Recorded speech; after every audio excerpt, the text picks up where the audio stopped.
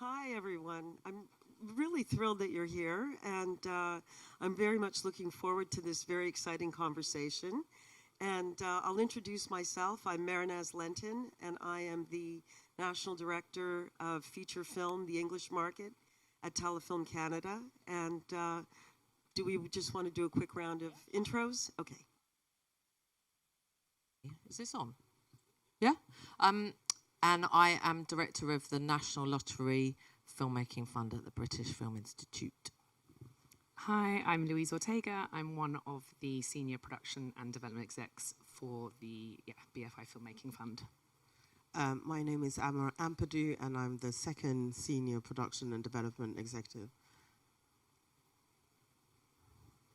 So I've been feeling very lofty and inspirational today, so I'm going to start by a quote by Bertolt Brecht, who says, "Art is not a mirror held up to reality, but a hammer with which to shape it." And as we know, our realities are always shifting, and the art of storytelling in all its form has always been an essential guardian of our culture. So here we are in Cannes, and we're seeing the power of cinematic expression to be a true cultural force that's able to transcend borders.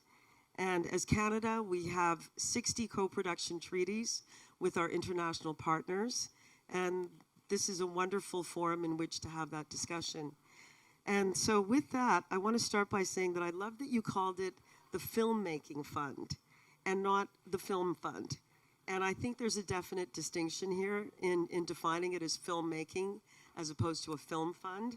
And one of the key aspects is looking at the process of independent film and what that whole machine entails, and looking at the life cycle of, coming up with a concept and taking it from page to screen, and then from marketing to distribution, particularly in these challenging post-pandemic times. So as funders, we really want to invest in filmmaking teams who are fully committed to their vision. I know that's what Telefilm's guiding principle is. And of course, we know that that continues to change and grow and morph because, as you know, each film has its own distinct characteristics and qualities, and the production pieces are constantly changing and financial partners are changing. So as much as we want to think outside the box, I have to say that there is a box that we have to somewhat work in as well. And what I'm seeing is that creativity is flourishing through these constraints. And, it was inspired by also another quote. I'm going to quote Buckminster Fuller now, where he says, where's the quote? Here, hold on here, I'm going to find it, where he basically says, have less and be more. And I know that's something that Ben Roberts noted recently. So the question is, in looking at how we're going to create this life cycle, build talent, build capacity, finance, how do you see that cultivating as you move forward with this new fund? Wow, that's a big one. That's a big statement of intent you pitched, you teed up there, Mehernaz. Definitely, I think going back to the have less, be more, we have less, that is a reality. But we still need to do as much, if not more, and that's always challenging because as soon as we have less, it affects everything. But we can all be more, and so going back to the point about changing the name, I think again it's laying out the statement of intent of who we serve and what we do, because our fund is selective funding, so the money is the most important thing, but there is also more that comes with that money, which is editorial support to enable the projects to find other funding, and support the filmmaking process all the way through. And that's a very important part of what we do. That's the wraparound in-kind support, the business affairs support, the finance support, all of the deal-making aspect, and then incredibly importantly, the audience piece too, that, we can help all of the films really punch above their weight because it's just so challenging at the moment. And also think about the whole value chain that we serve filmmaking and filmmakers, but there's a whole ecosystem that is also needs to be fed as well and supported, and thinking about how much cinemas are struggling at the moment and how much we also all need to create hits for them, and you know those sites need to be full, but that may not be the only way that the films find their audience, but that it's and helping filmmakers think about all of that process. I don't know if anyone else wants to jump in and add anything. Oh, I think that was pretty comprehensive. So I'll start by saying that Telefilm and BFI, we both have shared priorities. And I'll hone in right now with respect to your EDI, your Equity, Diversity, and Inclusion Plan. As we look at cultural narratives that have audience impact. So looking at engaging audiences and getting those films out to not just the theatrical markets, but that and beyond through discoverability. And finding those new voices that are taking those creative risks. So I guess the question is, how does that fuel your decisions? What do you look for in defining what that is? And I know that's a very abstract question, but you know, we're working with filmmakers. We want to engage audiences. We want those films to get out in the world. What are some of the strategies that you're looking at? Well, I'd say maybe to we should explain the difference between the funds actually, because they've got kind of different intentions. Right. So Okay. should we maybe talk through discovery and then impact, because that somewhat addresses those. So Lou, do you want to talk about discovery? Yeah, sure. So Discovery is our fund for debuts coming in under 3.5 million budget. And yeah, I mean, you can qualify if you've made a micro budget feature before to be in that fund, but if it's second, third, fourth, it goes to a separate section that Amma will speak about. And yeah, we try to have, there are sort of at least 2 execs that read all of the projects that come in for that, and when it comes to a wider discussion, the core priorities are a major part of that. So, I mean, we always put it like it's not just a box ticking thing for us, and it can't be a box ticking thing for you guys applying with your films. We always sort of put it as really engaging with our priorities. So it's not only about, you know, for equity, diversity and inclusion, for instance, it's not only about representation, it's also about HODs. And I think that's the same for, you know, the UK-wide angle, impact and audience, talent development progression, risk, all of these things. You have to sort of show that you've really engaged with all of them, because you will sort of be in competition with other people who have. We're running that in rounds now, so we're looking to do around 6 debuts / Discovery Fund films a year. With the first round has closed, we had a very short window for that first one, just because the funds had been closed for a couple of months while we got our strategy together, and so there were lots of people sort of ready to go out the gate and sort of shoot in the summer. So we're kind of looking at those at the moment. The next round will be open in July. I don't think we've got a specific date yet, but it will be on the website. And then the third round will be in November. So yeah, it's just about kind of keeping an eye on those dates. And I think also just being as production ready and specific about those priorities as you can. We're not really in a position anymore where we can kind of, you know, it's not a rolling fund in the same way that it used to be, so we can't take a risk on something that's going to push for 6 months, because that would mean that someone else's project can't happen within their time frame. So we have to prioritize the people that have really got things production ready, and we are kind of the last piece. And similarly, I would say it's difficult for us to be cornerstone anymore.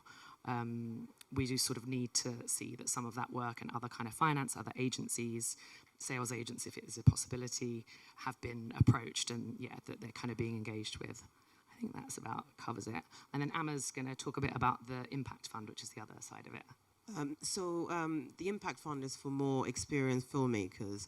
And again, here it's for those projects which would struggle to find financing in the commercial sector in full or in part. And so it can be from second films and upwards. And it's for established filmmakers. It can also be for, let's say, those who could be considered debuts, for example, an experienced television maker or an artist filmmaker, if they wanted to apply, that would be in the impact fund. We also, in terms of numbers, the Discovery Fund, the maximum budget is 3.5 million. However, if there was a debut who had a project that was larger in scale, if there was cast attached, etc., and wanted to have what could apply for impact as well, if you see what I mean. So it's yes. So in terms of budget, as I've said, the second features can be of like 1 million to about 15 million. The debuts have to be logically from 3.5 million to about 15 million. Those are the projects that should apply for impact. And the amounts, the impact, the maximum amount is 1.25 million. For the discovery is 1 million, so slightly less. But we seldom give the maximum amounts. So realistically, you're looking at fundings can range between 500,000 to 850,000 for both impact and discovery. So in terms of impact, yes, the impact applications also have to engage with our core priorities. Actually, the core priorities sit through the development funding, the discovery fund, and the impact fund. Whilst reviewing the applications, these core priorities are always shaping our thinking. But impact, yes, so culturally impactful, socially impactful, commercially impactful as well. Just because it's second features and upwards, yes, there is a need to have a very more robust finance plan. A sales agent should be attached. Yeah, and that's the impact. That's great. So within a co-production context, what are the boundaries in that regard? Do you look at co-pros? I know that we have a Canada UK co-pro right now. It's one of our bigger budgets, and I can talk about some of our streams later. But we have a co-production with the UK. It's a really interesting IP, series of 8 novels, and the Canadian producer is working with Chris Curling out of the UK. And you know, the numbers are always shifting. Right now, it could be anywhere between 80-20 to 60-40. Is that something that a consideration? Is that not that specifically, but let's say a $2 million or $2.5 million budget? What are the opportunities for co-producing with Canada? So we do co-produce. We have always co-produced and will continue to co-produce. I think what's interesting is then to look at the language of the core priorities that, you know, all applications are permissible. If you think, for example, we've worked on projects like Little Joe, Claire Denis' Highland was a co-production. However, we do encourage UK elements, and so it's actually how the co-production is shaped and not really about whether or not so yes, it is open, but it would have to fit within the framework of the language of the fund. Yeah, so there would have to be UK elements in it as well. Yeah. We have a sister fund who are here, the Global Screen Fund. So that is right. Very, very geared around minority co-productions. We're either eligible for us, minority or majority, but you can't apply to both. So we would emphasise that people look to either and decide which one is for them, which is good because it means that there are we're totally autonomously run. So it means that you now have 2 places to go, not just us. That's great. And now we're also seeing, you know, a shift in the production landscape with streamers and the conversations that are happening around cast, crew, you know, the inevitability right now that we're confronting with a possible SAG strike and how that's going to impact us. The other issues are also talent development and building that healthy ecosystem. And I think that's common for all the Anglo funders, and I'm just curious what the landscape is like for you in the UK. In terms of talent development specifically? Yeah. Well, BFI Network is a really important, they're dedicated to early career development of short form and then early stage development of features.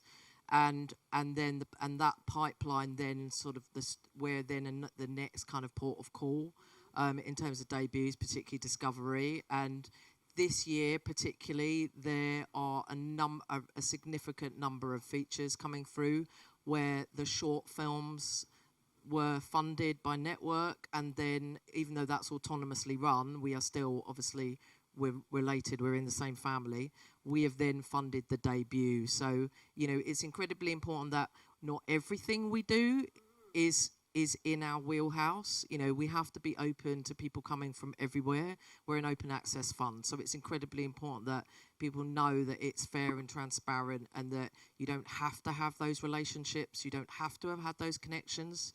There's lots of routes in, there's lots of ways that people develop in music video space, in advertising. You may have funded your films in other ways, you may be coming from other sectors. So it's important that there's different routes in, but some of them may be with us as well. So, we want to make sure that we're fair and equal to all of those different journeys. But in terms of talent development, I guess also opening up spaces. We've got a new fund that we haven't launched yet, which is something I'd love us to kind of talk more about, actually, which is, because of the pandemic and because of us, I'm not going to say the B word, coming out of the European Union, we are not connected in the way that we were before to talent development labs that happen around the world. Like, there's just been less funding for talent to attend those, and some of those are absolutely career changing and project making. So we've got a new fund that opens hopefully in July, we're just building it now, that funds production companies and other screen organisations to create environments to develop projects and for creative practice.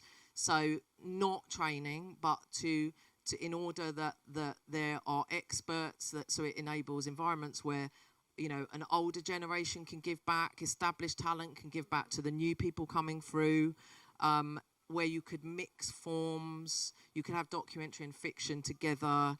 That there are spaces where people are having really bespoke support because we don't have the capacity. I'm sure you have the same. We get asked so much to do more beyond like the project development work, and it's really hard to do that. We just don't have the man-woman power to do it. But what we would love to do is kind of share that, make that much more of a vibrant space, not just in the UK but internationally. So it would be wonderful if we could foster something between us, that may be already established in Canada. So anyone here who's interested, who's got a bit of track record in running those kind of programs, like think about putting something together so you're ready to apply with it. And we really, really would welcome international partnerships. Some of those labs could be entirely UK focused, and some of those, it would be wonderful if they're beyond breaks and borders. Yeah, and sorry, just to add to that quickly, we have a development fund which is very much for sort of taking risks on writers, helping emerging producers, but I think we're also aware that kind of traditional development isn't necessarily the right route for every project and every filmmaker, and so we're hoping with something like Creative Challenge Fund that will create a space for them. So maybe it is more comedy, it could be anything, lots of different things, but I think not every filmmaker is coming through that kind of treatment, first draft revisions sort of method. So yeah, we're hoping to make some space there. Well, I love the fluidity of that, and looking also, it's almost looking at it from a transmedia space, from what you're saying, and allowing that access. And also, I think what you're saying also fosters originality, pushing boundaries, creating distinct original voices, and bringing that to the screen around the world and in the UK. So in the case of Canada, let's look at an example. What would work? Would it be a case where we have a script in development. Canadian writer would partner with a UK writer, and could they jointly access funding from BFI? We would probably ask that if you're funding the Canadian part and we fund the UK part. But yes, certainly, right. and obviously you have to have a UK producer to apply. Exactly. Yeah. Good. For sure. Yeah. Good. Yeah, I mean, I think that's really healthy because it's so, I mean, I'm sure, actually it'd be really interesting. How many people are producers here? Hands up, okay.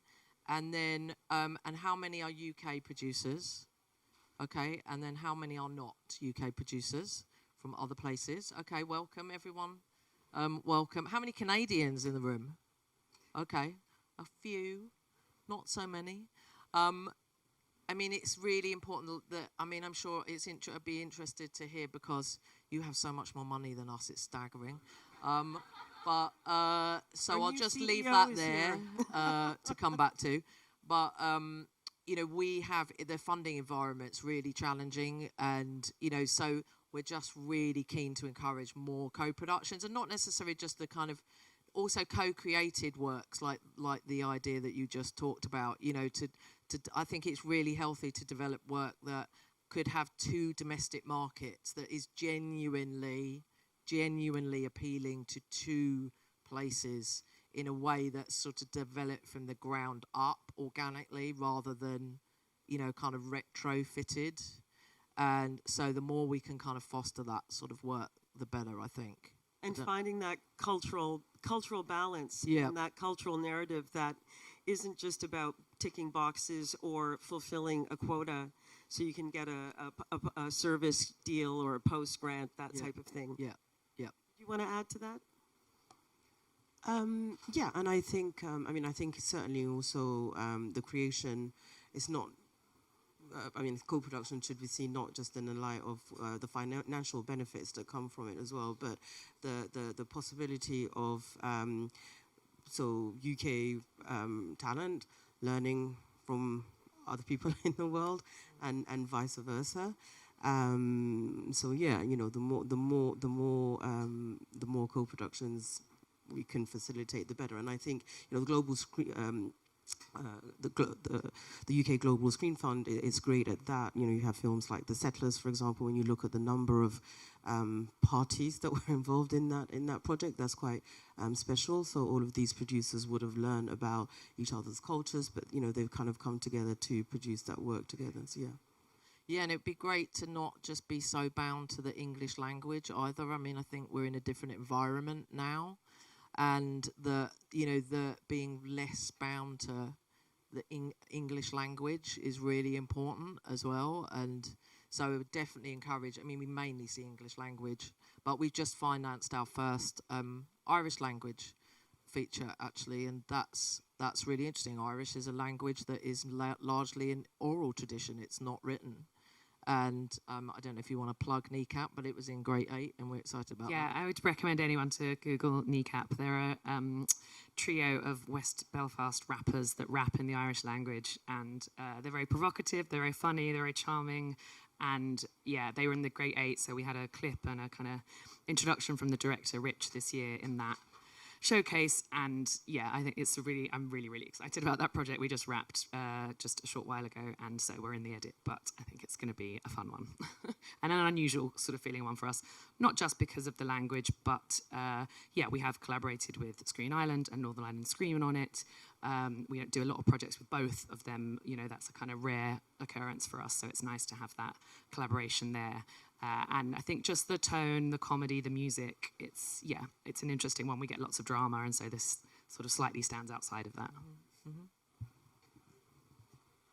I want to talk about how, in terms of what we're doing as well, and I'm really happy that you're looking at other languages, because that is also something that Telefilm is, as of, I would say, the last couple of years, Telefilm is open to languages outside of our 3 official languages, which is English, French, and the indigenous language. Mm-hmm. And it's exciting because we have a fund called Talent to Watch, and that supports films that are between the $300,000 to $500,000 mark. And I call it the gift that keeps on giving, because we have the successful world premiere screening in Fortnite of a talent to watch film called In Flames. And that is a Pakistani Canadian filmmaker in the Urdu language. So I'm thrilled that, you know, you're open to that possibility as well. And again, in that co-production space, particularly with smaller budgets and looking at the, dare I say, the colonial borders, and shifting that and opening that up, because I think then we really can transcend those boundaries.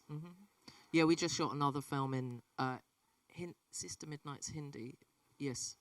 Yeah, so we just shot a film in Hindi, and we have another one as well. We have Yeah, Syrian. Yeah, we have quite a lot of films not in the English language coming through.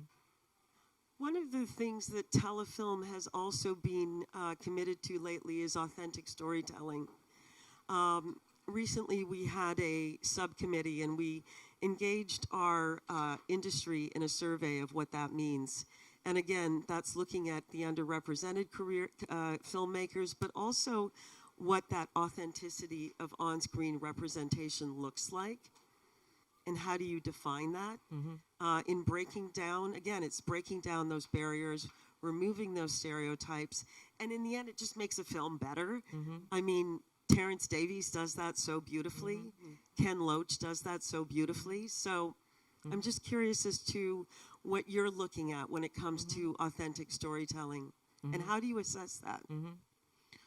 Yeah, I think there's a number of ways to tackle it. One way into that, I would say, is that how important the diversity of the team is, because we do not have an external panel, so the team are deciding, and so they range from, we have a production inclusion manager, Morgana Melvin, we have the development and production executives. We also have, we've just hired someone who is a senior executive in sales and distribution, who brings a lens of the market to proceedings, and very much she has a real specialist audience development track record and international sales skills.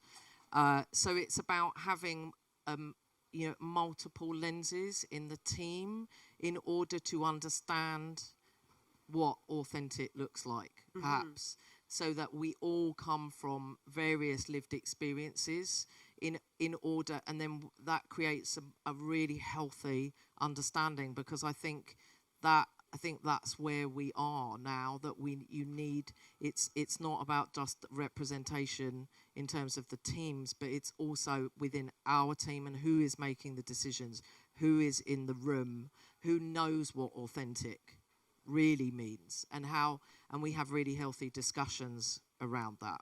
I don't know if Louise and Amma want to pick up on that point. I think in addition to that is also who's telling the story, and I think fundamentally what it is that the authentic voice is the writing is coming from someone who has a connection to that material, and I think there were certain stories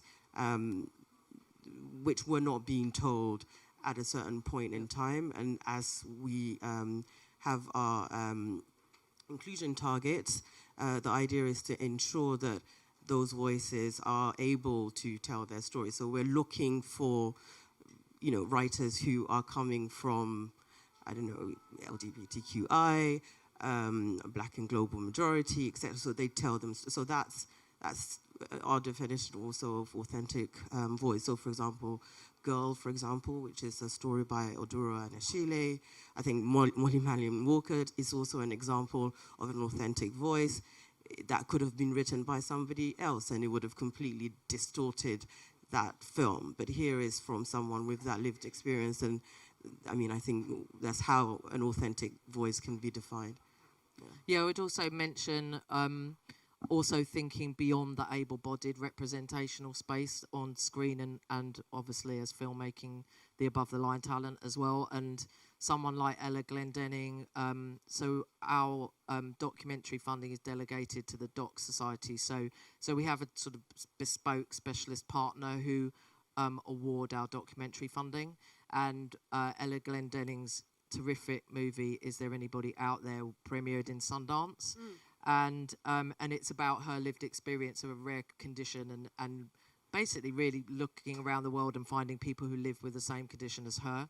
And Ella's also got an incredible project in development, right, which is also about taking her lived experience is incredibly important, but she's writing a period drama.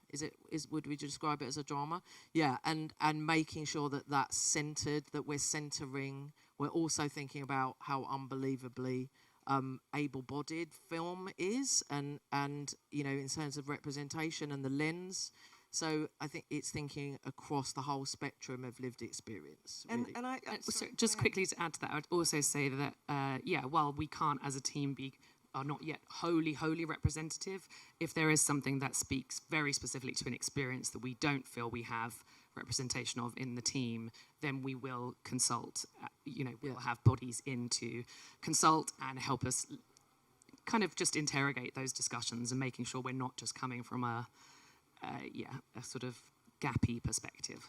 Yeah, because sometimes lenses are cracked, and you know, something could really truly be represented in terms of the application as authentic, but actually, it's very interesting when we've maybe done like sensitivity reads or representation reads, as we call them, where people with lived experience are then looking. We may have assessed and thought this is interesting, and then actually. A very specific group with lived experience that's represented in the work have a totally different idea of it, and that's been really important actually. Yeah, and we've really often caught quite some, surprising harmful tropes, I think. Yeah. Like they would be blind spots for us. So then would you say that specificity lends itself to a greater outreach in terms of audience building, in looking at discoverability plans, or looking at, again, underrepresented audiences as well, in terms of how you can specifically target those audiences. And, one of our great institutions, the National Film Board of Canada, has been the cornerstone of really implementing these key strategies and looking at non-theatrical markets to build those audiences. So do you have funding support for discoverability? Now, we think of impact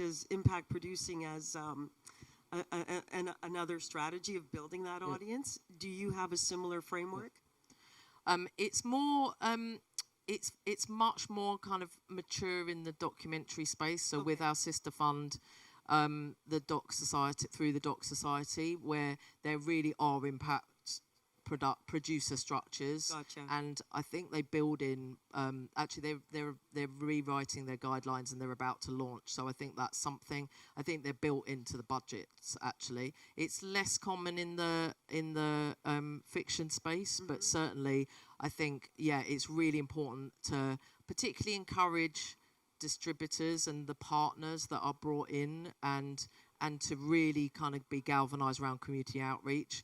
Our audience fund support that, so that's a separate fund. They support enormous amount of work in that, in really looking at underdeveloped audiences for cinemas, but wherever you may be at home too. Yeah, because obviously access is incredibly important in terms of that part of the conversation.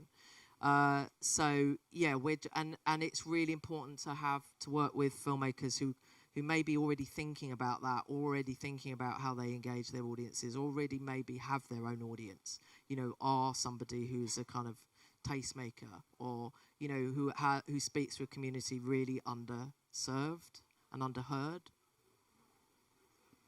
That's great. And in terms of where you're headed and the direction you're going in again, this shifting landscape of digital streamers, in chatting with Graham Mason from Screen Australia yesterday, he was talking about how TikTok is a whole new fabulous platform in engaging young audiences and even young creators to engage in that space. What are your thoughts on that? Yeah, I think it's definitely something that our sister fund, BFI Network, are looking to encourage. At the moment, our support is very much around more trad short filmmaking, but I definitely think that's an area that we're encouraging and looking for partnerships as well. Yeah, without doubt, like there's a whole generation that are coming through in other ways, again, which we need to be alive to and supportive of. And, you know, again, one of the key, I'll talk about some of the challenges in our market, because Canada is a massive country, that we have the Quebec market that fosters French language cinema. We have the Atlantic region, so we have an office in Halifax. We have an office in British Columbia that oversees the Western region. We also have an Indigenous stream that is really specific to Indigenous creators. We are also partnering on the Arctic Indigenous Fund. So it really is a wide lens through which we are fostering those narratives and also participating in really relevant discussions right now. And for us, the key is eco-sustainability.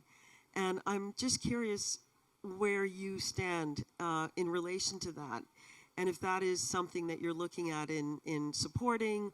What some of the guidelines that you have around eco-sustainability?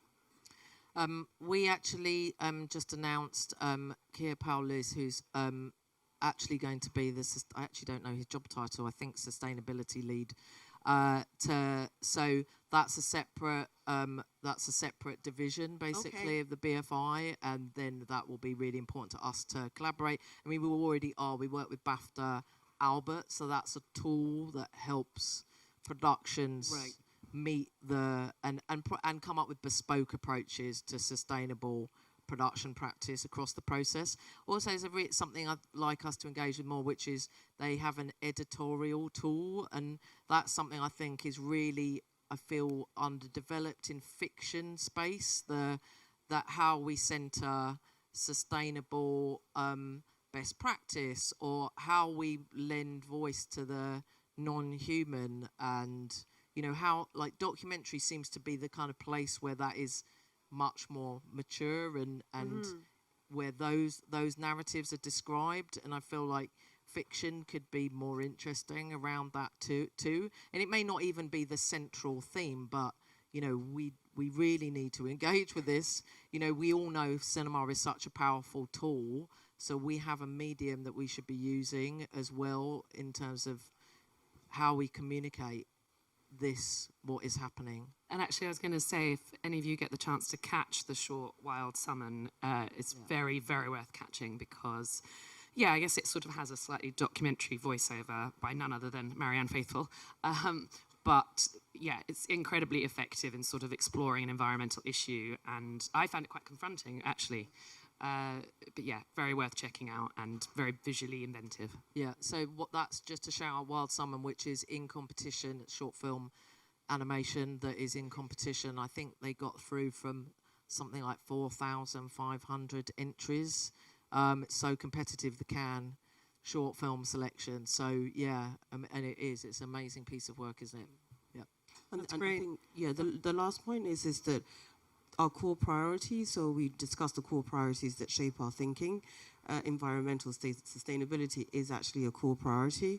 So across all the applications, so development and production, sustainability does actually feature what are going to be the sustainable practices of those projects, both in terms of production and, you know, how is sustainability weaved into the editorial component as well. So yeah, that's also something that shapes the decisions that we're making.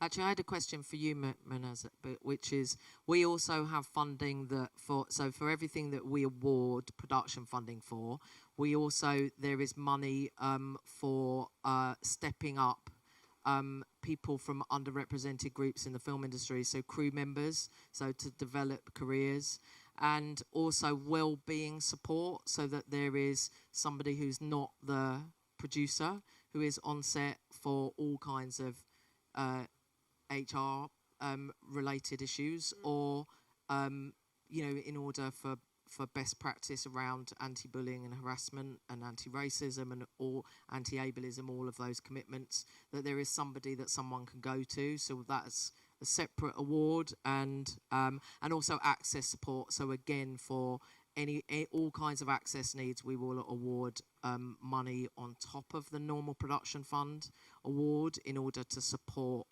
that piece, because that can be incredibly important and very often expensive, and from commercial funders often not agreed, because and there could be the difference between someone making a film and not, in the way that they need, because they need reasonable adjustments.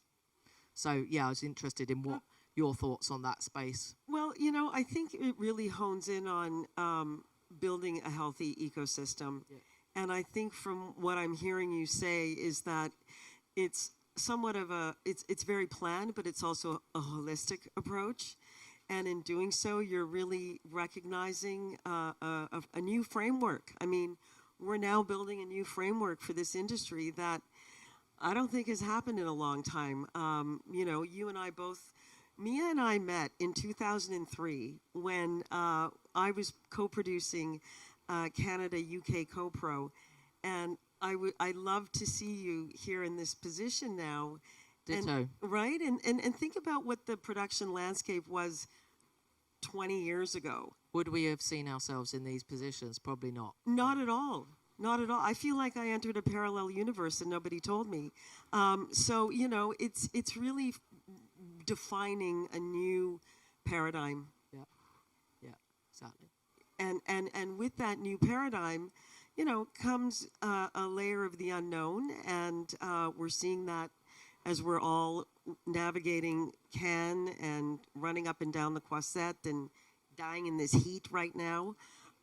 So it's I'm very excited about this. That's all I'm going to say. Yeah. That's a lovely place for us to, shall we open up to? Yeah, I think so. Questions? I think you wait for the mic. Oh, God. Okay. Do you want to choose? Oh, I've just got it. Oh, you got it. There you go. Sorry. Automatic selection. As a UK Canadian filmmaker who's lived and worked in both places and is working towards my first feature, this sort of feels like the magical panel for my ears. But I guess, one of the questions that I have for all of you is, as someone who's sort of come from two places and worked in two places, sometimes I feel like I fall between two chairs as a filmmaker with an authentic voice, but having that sort of dual understanding of space. And in terms of first features, sometimes that can be quite hard to find sort of the right way to make a co-production. And I guess I wanted to ask a little bit about how you envisage that could work with first features, with sort of newer talent, rather than bigger, more flagship pieces. So, yes. So you're talking about a debut? Yeah, a debut, right, yeah. Right. Well, I guess, the first point is just having a producer that really knows how to navigate the two funding systems, and or who can find partners to do that. So I would say the big one is the team and who you build around you, and they know how to be fleet of foot in terms of what the different fund priorities may be. Would you agree? Well, it all starts with the producer, because they do have their relationships with their markets, and finding that producer who's also aligned. Now, are you a producer, or are you writer-director? I'm a writer-director. I have producers both here, and we're speaking to Canadian co-producers currently. So right. It's just, but also just in terms of voice and authentic voice, and we're talking about these kinds of spaces of how to tell these stories, but maybe they're sort of more niche, or they feel more niche because it's not like the British story or the Canadian story. I think it's interesting because there are sort of, certainly at the BFI, we funded two things that, Molly Manning Walker's film this year is culturally British, although it is set somewhere else. And the same for Aftersun. Charlotte Wells is actually based in New York, but she is absolutely a Scottish filmmaker and came to us with a very culturally specific British story, even though, again, it's not set, everything takes place in Turkey. So I think it is kind of about honing in on that part of the voice as well. It's hard to answer because there isn't a kind of red line, like if, it has to be this kind of story or have this amount of English people in it or this amount of Canadian people, I'm guessing. It's not like that. It's just, again, whether or not it speaks to, whether it's rooted in that culture, I think is a big part of it for us. And I think also, just in talking technically, the projects would have to pass the cultural test. Yeah. So that's the that would then shape how the co-production is going to be framed. So again, with the two producers, each is going to understand their market. So what would be the requirements on the UK side, what is on the Canadian side. If we're talking about how the BFI function is that we will then follow projects that we've awarded funding to. So there is an executive producer who's allocated to each project. There's the production finance, business affairs, etc. So throughout the life cycle, there is going to be an involvement from the BFI. And then the Canadians will have their equivalent as well. Yeah. We will. And on our side, we don't have a maple syrup test per se, Right. but we are looking at the cultural relevancy, and we're also looking at the universality of that. And again, so that it's just not a service production, we will participate in minority co-pros, and we see that as a bit of an industrial, from an industrial perspective. And I'll give you an example that also lends itself in the animation space. I don't know if there are any animation filmmakers. Oh, look, a big hand. Okay. Why not? Hello, my name is Lydia. I'm a young animation producer. And my question is, do you accept any animation submissions, and what are the opportunities for animation? Because you mentioned already the cultural test. So with animation, it's a tricky thing that it can be in a sci-fi world. So it's hard to... Yeah, so I would like to know more about the animation opportunities and about the cultural test and those kinds. Well, the cultural test is not just about the how you analyse the culture of the film, because that's too difficult. So it's also across the industrial process. So we just financed Kensuke's Kingdom, which is a script by Frank Cottrell Boyce. It's an animated feature that we've been supporting. I think it's taken about 5 years to make, and it's a UK, French, Luxembourg co-production, and that premieres in Annecy, and Bankside are selling that. So definitely we're open to animation. We just see less of it. We've had a pilot where we supported a large number of short form animations, and they're absolutely incredible. Wild Summon, we keep pointing here because that's a picture of it, is an animated short that's the one that's in competition here. So that's been really important to show our commitment to animation. So we're open to development, production, both. Yep, I don't know about you. And we support animation as well. We have one that is a France, Canada, Belgium co-pro. It's a bigger budget. It's upwards of 24 million. But then we're also looking at a low budget animation. So I think again it depends on the story, the premise, how complex it is, and what Canada has. We have a certification process, and that's what really determines what that point system will look like. And it's out of 10 points. So depending on what your split is going to be, let's say if it's 70-30, then 30% has to be Canadian, and that's really how it's evaluated for certification purposes. Yeah, and we have the same. So Anna Manzi runs our certification unit is the same. Yeah. And then just also underline that there is a co-production treaty between Canada and the UK that facilitates this. So, the framework is there for this to function. Yeah. Yeah. Do you fund films that are not official co-pros as well? Because you don't have to use treaties always. I mean, How do you feel about that? We do. Yeah, I right. mean, they're co-ventures. And again, I'm not going to get into the legalities of a co-venture because nobody wants to hear that right now in 100 degrees heat. But we definitely, and that's more structured when we're looking at U.S. Right. Because Canada does not have a treaty with the U.S. and we're right next door. So we do have U.S. investments, but there's specific principles around that, and those are usually co-ventures. Yeah. Great. Thank you very much. There's one at the back, and then here, one at the back, and then here.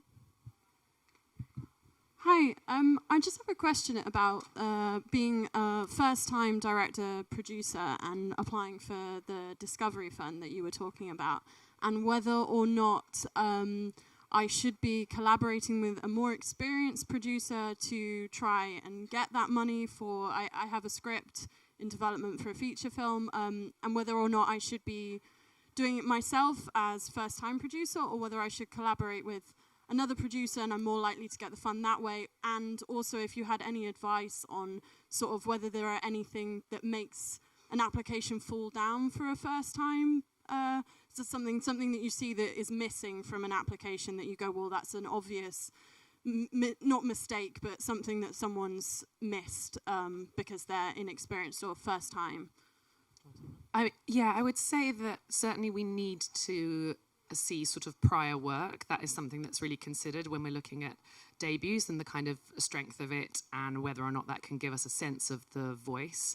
So yeah, sort of not kind of applying too soon before you have what you feel is, you know, kind of, yeah, a background of work that you can already be proud of and sort of that you think showcases your voice. I mean, yeah, it's hard to say sort of fall down because it is kind of about the larger picture.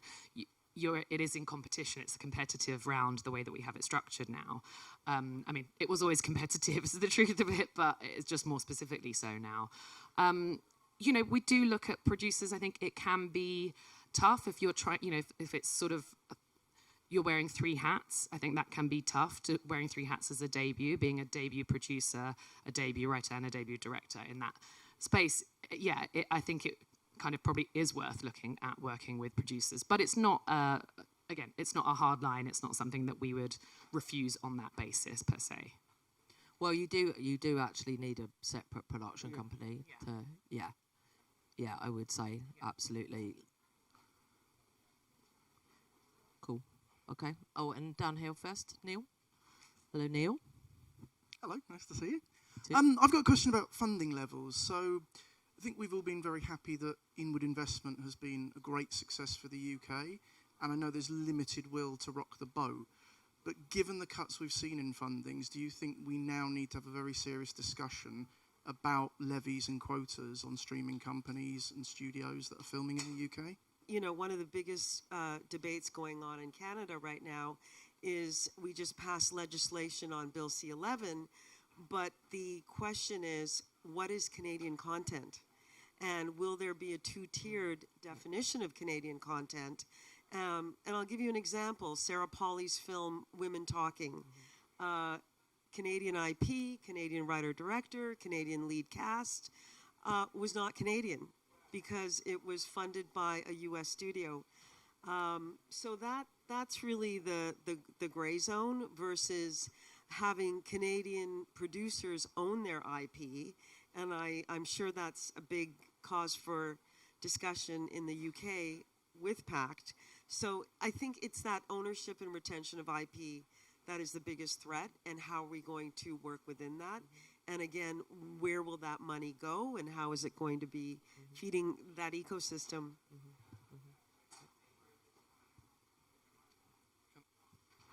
Yeah, thanks. And just bouncing off the back of Neil's point there, we look after finance, film tax credits, business support in Belfast, and Emma, great to hear you giving a shout out to NECAP boys. But where do you think the space is now, or how do you think that space is playing out for private investment into films? And is that something we could start to see more of? I hope so. I think it's challenging at the moment because of the returns, you know, and I think, you know, a lot of equity investors have left that market. But we're really keen. I mean, that's why, you know, like being at markets like this, markets and festivals like this is really important for us, that we're meeting our other funds to foster collaboration. How do we help, you know, build, what more can we bring to the table? And yeah, how do we attract more investment into this space? It's definitely, it's a conversation that's really very lively at the moment, and what we can do. I mean, I think it's somewhat limited, but if we can support whatever we can do, we'd love to do it. You know, those are that we can open doors that perhaps an individual producer can't. So yeah, we're really interested in any ideas on that front, and yeah, we've got our ear to the ground across the board. You know, whatever we can, it's really important. I see that a big part of my job. You know, we've got a certain amount of money, but how money always finds other money. So how do you make that money go further, and how can you have those bigger conversations around that and other partnerships? You know, not just within the UK environment, but yeah, kind of globally. But yeah, so very much mindful of that and what we can do to help producers. I don't know what you would say to that. Depends on the budget and the space. And, you know, for example, we have a few big budget productions. So I oversee the big budget stream, which is anything over 3.5 million. And in that context, where we're really looking at anything upwards of 7 million, they are often international co-productions. Yep. They often have gap lenders that are often, you know, I think that's really where you're going. And then where does that fall into the equation? So, you know, again, it's not a cookie cutter formula. And it's the puzzle. Yeah, I think it's interesting. We've started a conversation with Andrew and the guys in Belfast about this, because one thing we see in our client base, we do everything that's not just film, but we see a lot of wealthy people with a lot of cash in their pockets, particularly after COVID, and they're starting to see this as a space that they might want to get back into. Right. But I suppose it's how you kind of formalise that a wee bit more Yep. to give them that assurance that there's, you know. Yeah, and it's also being responsible, because you know that there you know there's always cycles, and you know there were points when there was a lot more equity around, but they disappear because they lose their money. You know, we're also not particularly responsible, right? And it's really hard to predict. Like, market changes so much, like especially now, you know, the audiences are much more healthier in terms of cinemas and, you know, all rights markets, but like pre-sales, I understand, are still really challenging. You know, how you cast up when you're competing, you know, you need name cast, you know, but you're competing against so many, like you're competing against the streamers, you're competing against high-end television, you know, that tie up talent for ages. Like, there are just so many factors, right? So, you know, how do we make the environment safer, you know, within reason? Like, there are so many factors that make a film a success and sell out. But for a film like How to Have Sex, for instance, you know, it's a low budget. You know, we've also got to look at budget and versus return on investment, and, you know, film's cost versus its value.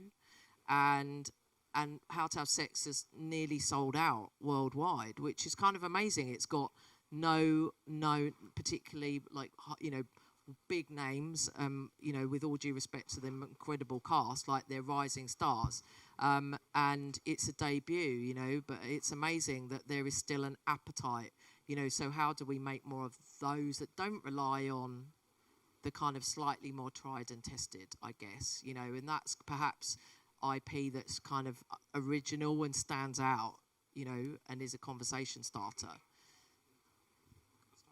Thank you. One more question? Oh, going down here. Hi, can you hear me? Okay. So can you tell me a bit more about completion funding? And we're doing a co-pro with a Singapore company, 2 UK production companies, and we've got some funding for post, but we need to try and get some more to elevate, like, the people we get involved in sound and compositions, to make it a bit more higher value project, and also elevate us as emerging producers too. So can you tell me a bit about that, like where we would go? I'm afraid we don't do completion funding anymore. We didn't really see many applications, and when funding's ring fenced, it's just kind of sitting there not being used. So we don't do completion funding. But I know that is Nadira here? Yes, you are. So a film like Winners, which Nadira produced, fabulous film that was a toast of the UK last year, particularly Big BFI winner as well, British Independent Film Awards. You got a post deal. Your post production was supported by Screen Scotland, right? So it's other funds perhaps that could serve you.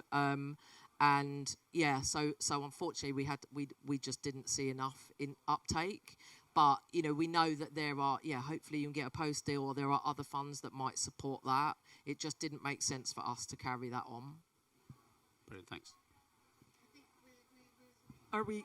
One more question. Oh, there was one at the end over there, sorry. Hi, thank you for that. It's just a genuine question because it occurred to me now that it's Canada and UK together. How come in the UK is not part of Eurimage? Because Canada is, for instance. Yeah. Oh God, I think it's such a Agnieszka. Can I dare to? Thank you. This is our brilliant colleague Agnieszka. I'm not fobbing you off, but Agnieszka just knows the very complicated history of Eurimage and our just entered the room at the wrong moment. Agnieszka just wanted a coffee. No, I'll try to measure my words. It's a kind of perennial issue that we are asked every now and then. I think for the time being, what would be best to consider that we have now the next best thing to Eurimage at home, which is the UK Global Screen Fund, because it is focused on co-productions. It enables UK producer to be a minority co-producer, and it's a fund that is managed by us at home, and it prepares people for co-production in a good way, working from our own territory, understanding the producers, and sort of developing this generation of producers who will be familiar with co-production. Thank you, Agnieszka. Fabulous Agnieszka Moody.